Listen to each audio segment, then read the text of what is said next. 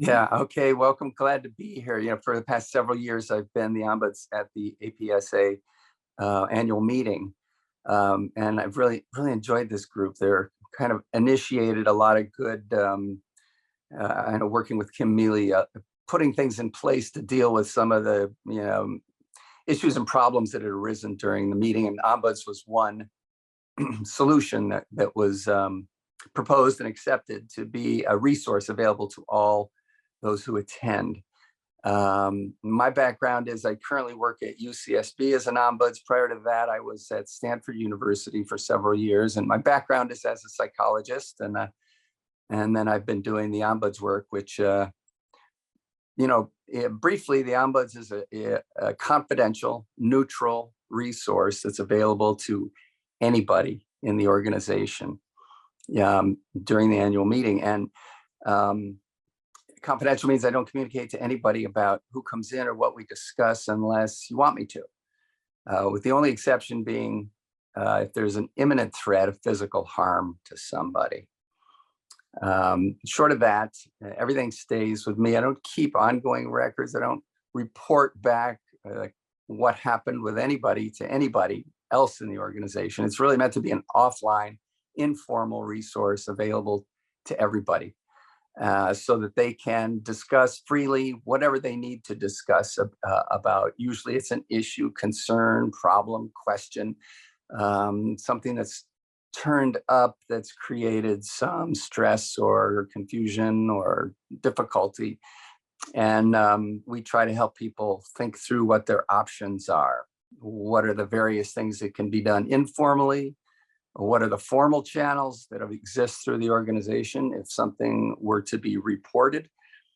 How would you do that? What would be the pros and cons of making a report? Where would the ripples go? Just really help people look at their situation, and so they can thoughtfully proceed and go from there. So we originally set up after a survey at APSA revealed that there was more difficulties than realized, particularly around sexual harassment related issues. And even for those issues, people can talk about those openly with the ombuds, and they don't need to be reported anywhere unless someone wants that to happen. So it's a way to talk about those issues. And for graduate students, they're particularly challenging when those kinds of situations arise, because the stakes are high. And when a report is made, it's good to be real thoughtful about, yes, this is what I want to do. Here's how I want to do it. And I'm aware that, where things might, blow back on me.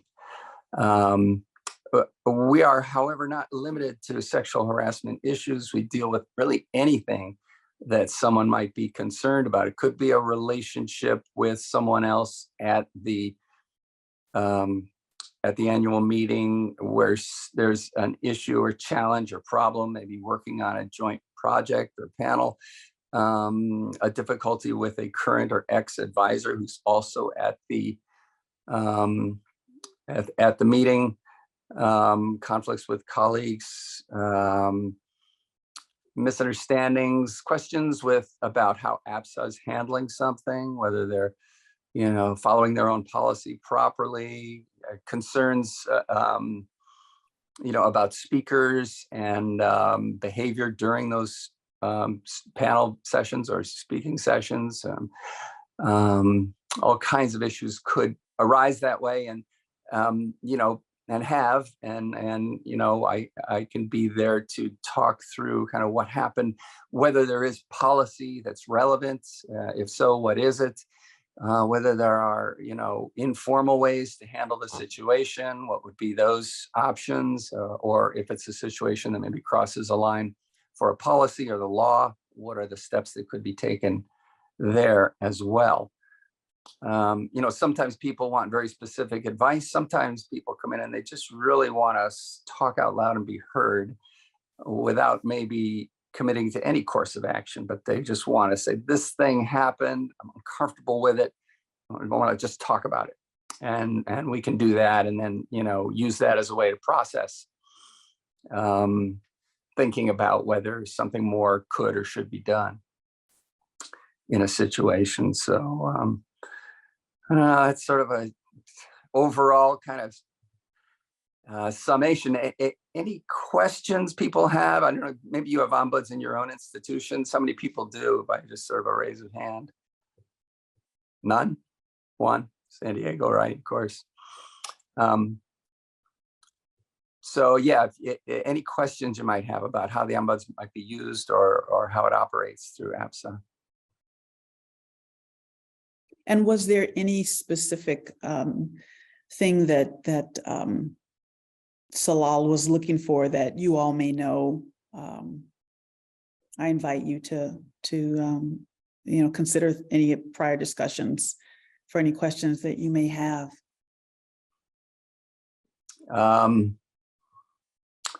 Well, you know, I don't know if I have too many questions, if that's what you're asking, other than I want to emphasize that any way to get the word out to graduate students and also postdocs about the service, it's that, you know, portion of the meeting, those people who come from those categories are more vulnerable in some way if some sort of behavior happens from someone with power in the organization or a tenured faculty member, that sometimes the challenge of speaking up about something is great and daunting, and difficult decisions have to be made even when the behavior is pretty clearly egregious, because sometimes academia doesn't provide real clear channels for righting wrongs, especially if tenured faculty are involved. So, you know, I just want to make sure that graduate students know, yeah, this is a safe place to come to talk and to think through their situation. Probably it's happened before. I've heard thousands of, you know, cases of people discussing these kinds of issues. So, you know, that would be, rather than just sort of swallowing it or having holding on to it and not knowing who to talk to, that the ombuds is available there. Well, So I do have a people, question. Yeah. So this is a service that's offered to anyone who is a member of APSA. Is that correct? Yeah. Okay, so graduate students or non-graduate students, but you know, our focus is on graduate students, and Right. you know, we want to make sure that graduate students know that that this kind of service is available, even for things that are at their institution, or would they go to their institution? Well, you know, I'm happy to talk to people about that. Sometimes those things sort of spill over into what's going on in the conference in one way or another. Same people are there or whatever. And I'm happy to meet with people about it, often for, you know, I may not be aware of that institution's particular policies and approaches to certain questions, but I'm happy to talk to people if this was the opportunity they had to talk to an ombuds about something. You know, that's fine. And the issues, you know, again, can be very broad in terms of what the concern is. It doesn't have to be something, you know, really drastic or problematic. It could be other things like just having a problem with this panel member. We're going to do this panel thing. They want to do this. My understanding was that. How do I have that difficult conversation with somebody? You know, and we can help coach and work with those kind of situations as well. Okay. David, I had a question Yeah. as well, and this sort of builds off of Angela's, or just maybe a point of clarification that could be useful. In terms of like sort of the time-bound aspect of your role, is this only for things that are happening at conferences? And so is a person's ability to reach out to you bound sort of by the time frame of the conference, maybe a week or two after, or is this something that people can access you year round?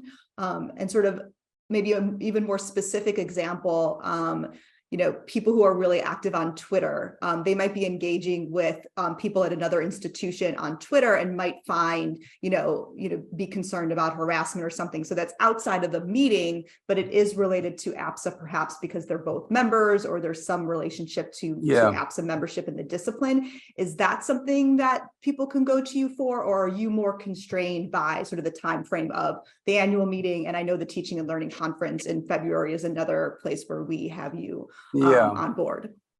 Yeah, the idea of the ombuds being available more year round has been floated, but nothing's been decided about that. I usually am sort of on board and working with the conference from a month before, and then I'm available for 2 or 3 weeks after, because sometimes people take some time to process and think, yeah, I need to talk about this. So, that's usually the frame that we're talking about right now. Okay. Andrew, did you have something? Yeah, actually, I had the same exact question as Michelle, but I have a second question as well. I also would like to ask. So you seem to stress that kind of the major issue is students deciding whether they want to take this step or not. There might be intimidation, there might be consequences. Right. I was wondering, another kind of alternative problem that we might be able to help out with as a committee is just the knowledge of your services. And to what sense do you have that maybe students don't know about this? I mean, and you probably don't have exact numbers, of course, but like, what's your sense for how knowledgeable students are about your services? Because I was, frankly, I was not knowledgeable until joining this committee. Well, that's probably the answer to the question right there, is that the word has not gotten out as fully as we'd like. The ombud is mentioned in registration materials and in a few different ways on the website, and in connection with policies that have to do with behaviors that the organization might address, sexual harassment, discrimination, these kinds of things.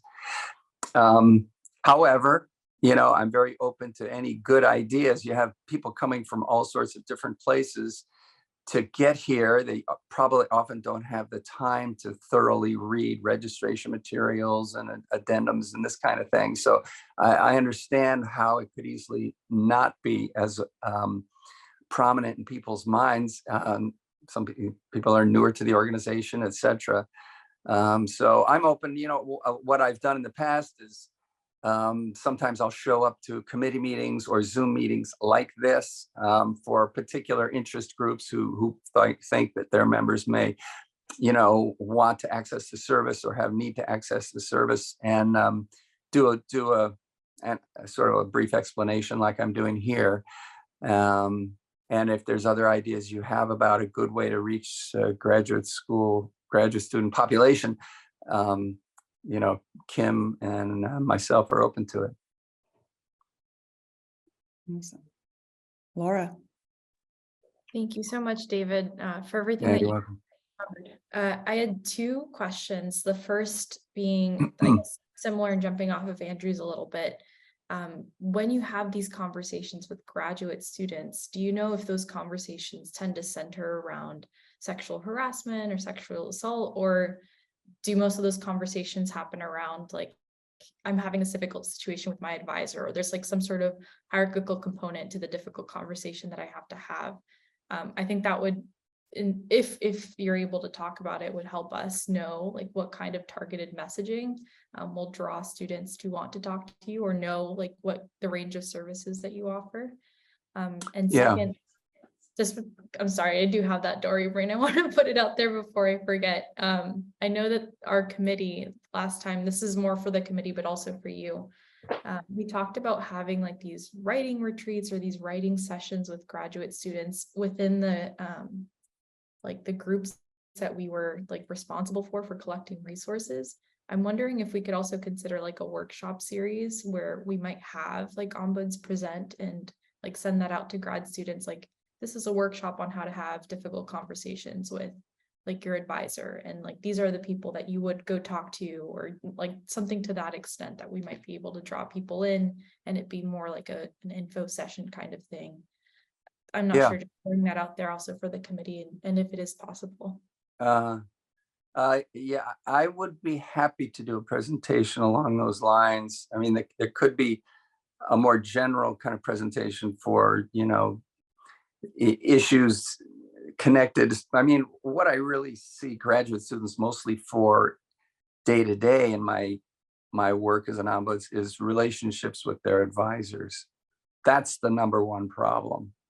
And those take all sorts of different colors and forms and whatever. You know, in the conference, that may or may not be a problem. I think in the past at the conference, it's been younger people and people with less power who are more subjected to sexual harassment or discrimination, etc. And so those issues are often, you know, the ones maybe that come up more related to a conference, or, hey, I'm going to this conference, I'm going to see this person who was really inappropriate with me, blah, blah, blah. So what happened? And is this something to report? Is this something that I just need to work around strategically? You know, those kinds of questions also come up. But often it's a relationship with someone who has some power that they're, you know, aware of, power of their future. And they're trying to work skillfully with that while at the same time taking care of their own rights. So that's maybe a bit more of what the conference ombudsing is. However, people could come in and just talk about, hey, I came here with my advisor. They're really being a pain for this reason or that reason. You know, what do I do? Might not be sexual harassment, but something else. Also deal with issues related to authorship, what have you. I've also done work it's somewhat of a sidelight, but work with writing blocks, procrastination on academic writing, that kind of thing as well. Thank you. Awesome. Devin. Yeah, thanks so much for the presentation. I had the chance to see you present at one of the pre-conference workshops last year. Okay. How you actually came up in our conversation, as I had seen a previous presentation and was like, all right. That being said, my question is somewhat related to Laura's. Not only thinking about the kind of messaging to get the word out about this resource, but also, you know, of course, this is really critical work and like service and support to provide to individuals. But I think it's also important that we also think about these problems as kind of systems level problems, right? Like, where can we make kind of broader moves at a systems level? And I'm curious if you have any, if there's any, and if this could also be something that's like a follow-up conversation or something, but yeah, I'm curious about, you know, based on patterns that you've seen of conversations, are there kind of maybe big takeaways that we can start developing some systems level messaging around to maybe like prevent these problems from happening in the first place? Like, are you seeing types of common problems that we could say, okay, you know, for example, this authorship piece, wow, there seems to be a lot of conflict about authorship, the ethics of authorship, navigating those things. Maybe that's something that we can develop a resource around to prevent that conflict from coming up more commonly. Just as one like example of that. And then I had a second question and forgot, but maybe it will come back to me.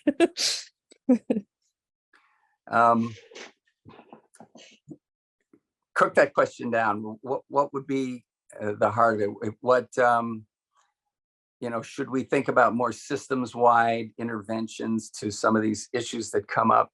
Yes. If I hear, the thing is, I usually have a small sample size, so it's hard to say this is what's going on in the whole organization. But if issues come up that point to, oh, there's no policy about this, but it's an issue, you know, I can be a channel to give upward feedback to the organization about this or that issue without identifying anybody. And normally I would ask permission, even if I did it anonymously, because you never know. But I can say, yeah, this and that is a problem in a very general way. I will report to APSA saying this many cases, you know, general problem categories that came through, no identifying information about individuals. And I'm happy to consult with the APSA leadership about, yeah, this problem or that has come up. You know, here's some ideas or here's some options about that. Excellent. Are there any other questions? I have one final one, but I'll leave the floor open in case anybody has a second question they want to throw in. Well, my final question is not really a question, but it's an ask. And hearing this conversation, I think it would be really great for graduate students who navigate their way to the APSA website and find our committee. It'd be great for them to be able to hear this conversation. So I'm asking you if you would consider allowing us to post this audio as a link on our committee page so that other students, no problem? No problem. Wonderful, wonderful. That is really, really fabulous to hear, because it's conversations like these, the everyday conversations where you've got students asking questions that probably other students are thinking about. Right, right. This is how we get that information out. And so thank you so much for that. Yeah, you're And welcome. I guess if there are no other closing remarks or questions, I don't see any hands or big thumbs up, big applause. Thank you so much for giving us your time. We really appreciate everything that you do and the position that you serve in. It's so important to make those system-wide change, all of those things. It's super important. So thank you so much for your time, David Rosh. You're welcome. Pleasure to meet you all and look forward to seeing you at some point. Great. Thank you so much, David. Take care. Bye-bye.